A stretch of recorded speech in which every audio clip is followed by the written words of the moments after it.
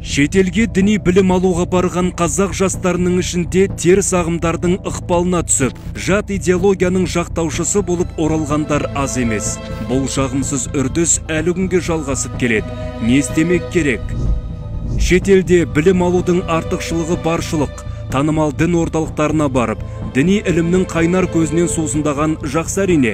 Жастарымыздың шетелде білім алып, елімізге керекті һәм бірегей маман боламы деген ұмтылыстары құптарлық әрекет. Дегенмен оның залалды тұстарын да жоққа шығаруға болмайды. Діни иммунитеті қалыптаспаған, әрі дәстүрлі, қазақы танымы болмаған жастарымыздың жат ағымның жетегіне еріп кетудегі бірден бір себебі осы болып отыр.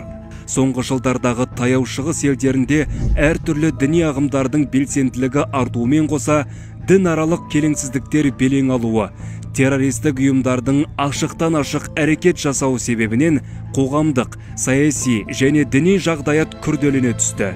Бұндай әртүрлі жалған және деструктивті ағымдардың басты мақсаты олар өзге елден білім алу мақсатында келген шетел азаматтары арқылы өз қатарларын көбейтуді көздейді. Себебі олардың мақсаттары діни теріс идеологияны дәріптеу арқылы басқа елдерге деструктивті ағымдарды тарату.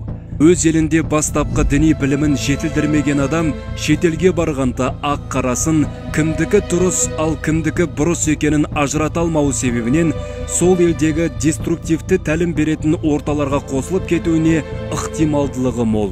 Қазіргі уақытта діни сауатын арттырғысы келген немесе діни маман болуды армандаған жастарға отандық діни білім беру ордаларының есігі ашық.